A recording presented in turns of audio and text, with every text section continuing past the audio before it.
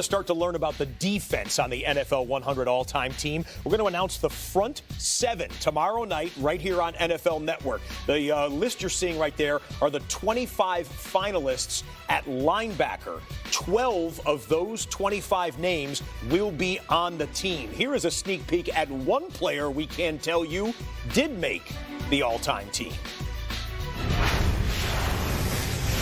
Ray Lewis from the Baltimore Ravens. What time is it? Game time! Time is it? Game time! I wasn't the biggest. I wasn't the fastest. I wasn't the smartest. But in this game, I sit next to these 100 men. You deserve it. Hey, Ray. Hey, man. Good to see you. Stay out of our hair today. I hated playing against you. Hated playing against you. Well, you had 3 playoff games against each other all in a span of 4 years, so you really got into it. What? Yeah. What? I told Brady, if you throw that Y shape on Ray Lewis, I'm going to cut you. And Brady said, you know what? If I throw that Y hook route on Ray Lewis, you deserve to cut me.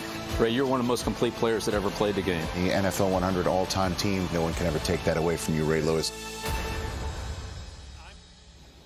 I mean, the Belichick reactions are one reason just to watch that show. You'll see it tomorrow night on NFL Network. Jerry Jones walking in to the locker room to meet his Dallas Cowboys after their 3rd defeat in 4 tries.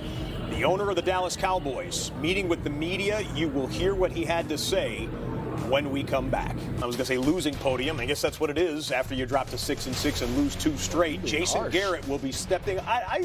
We got to call it like we see it, even on Thanksgiving Day.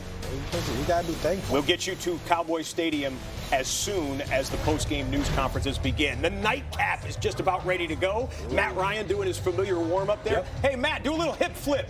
Doing some hip flip. He don't do that. Shabby's doing the same thing. They don't do that. They've been doing that routine for a long time. I tell you, I played with Shab in Oakland. He did the same thing. The New Orleans Saints are 1 win away from clinching the NFC South. And as we watch Matt Ryan warm up, the night just got tougher for Matt Ryan. Tiffany Blackman is live on the sidelines with a late and a bit of a surprising scratch for the Falcons.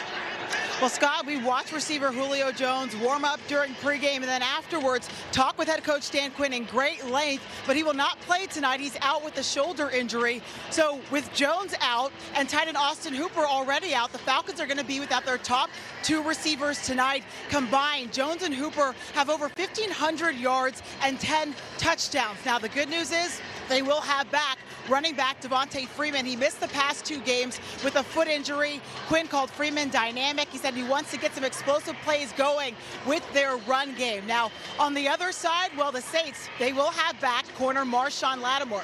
He missed the last 3 games with a hamstring injury, but that offensive line missing some key pieces tonight. Left tackle Teron Armstead and left guard Andrew Speed already out. They're both going to be out for this one, and so quarterback Drew Brees, he said that you're going to have to just game plan and try to build in answers, but he said ultimately guys have to understand that they've got to battle and try to hold up. And we know, guys, this Falcons defense, they rattled off 6 sacks against Drew Brees in that first meeting. They're going to have their work cut out for them tonight. Falcons defense in the last few weeks has looked nothing like what we saw Atlanta look like at the beginning, first 2 months of the season. Thank you, Tiffany. Appreciate it. Happy Thanksgiving to you. We'll come back to you again before the game here. Guys, a quick thought on we're awaiting the Dallas Cowboys going to the podium, but a quick thought on the Saints trying to lock up the division tonight. Well, I mean, the Falcons went through 3 weeks ago, and they shut Drew Brees down. It was a hurting that they put on the Saints. So they kept them to 3 field goals that day. They kept them out of the end zone. So the formula is there. I mean, they played zone defense, Maurice. They really played tight zone coverage, and then the rush got home. And all of a sudden, Tack McKinley and Vic Beasley and this group up front that had really done much, they got after Drew Brees. They made him hold the ball. Yeah, well, I'm really concerned about the injuries to the offensive line for the Saints. Tiffany just and how are you? that. You're right. Just talking about it. So how are you going to fix that? Is it going to be Latavius Murray, Alvin Kamara type of game? Or are you going to try to do a drop back pass? Because again, you talk about 3 weeks ago, you gave up 6 sacks with those guys in the lineup. Yeah. So you have to make sure when you're game planning, you have to be able to protect it. Sean Payton is one of the best in our game at game playing, but you have to find a way to get this young man right here, 41, going. Because once he gets going, man. I'm telling you, it's unbelievable. Once he gets in his rhythm or he gets in his zone, he's one of the toughest guys to tackle. Mm-hmm. He's one of the toughest guys to cover. And I'm excited to see what they're going to do for this nightcap. Like, normally my nightcap is probably like, some cough medicine or something. And, And I lay down and go, yeah, warm milk. But right now, like, this is going to be this. So I'm excited to see what they're going to do because it's always, like you said, everything is learning. We're always learning about teams and what other teams can do. And so this is going to be a great learning experience for the NFC as a whole. Are the Saints for real, or are they just going to stumble against the Falcons again? That game is just a little over 20 minutes away from kicking off. We are still talking through the other two games that we've already seen go final. We're awaiting the Dallas Cowboys stepping up to the podium, waiting the Buffalo Bills to get up to the podium as well. Let's talk about the Bills just for a second here. I'm going to rattle off their next few games. They're 9-3, okay? And I still don't think people think that they'll overtake the New England Patriots for the division championship. The nominated series of Football Life continues tomorrow. We have a look at Hall of Fame defensive end Bruce Smith. A Football Life presented by Sprint, 10 p.m. Eastern, right here on NFL Network. And you see the games that will be played this upcoming weekend. Sunday Night Football is a big one between a couple of division-leading teams. Patriots are at the Texans. You've got Patrick Mahomes against the Oakland Raiders. What a week. Coming off a stub-toe loss from the Jets.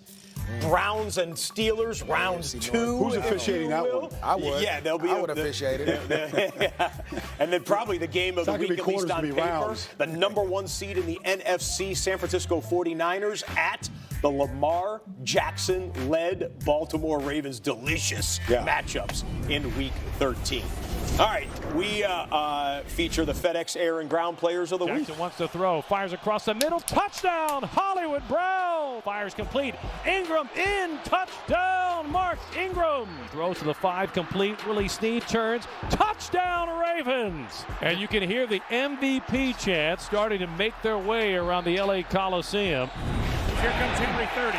Henry Stiffard, 40, 30, 20, end zone, touchdown! Titans! Do you want some of that? Give Henry coming up the middle, pounding into the end zone. It's a big blue wave. Derrick Henry wishes he plays the Jags 16 times a year. Isn't that true? Cool it. Meanwhile, you talk about legs. How about Josh Allen? He just stepped up to the podium. You're going to hear from the victorious Buffalo Bills quarterback, and we will hear from Jerry Jones from AT&T Stadium as NFL Total Access Thanksgiving night.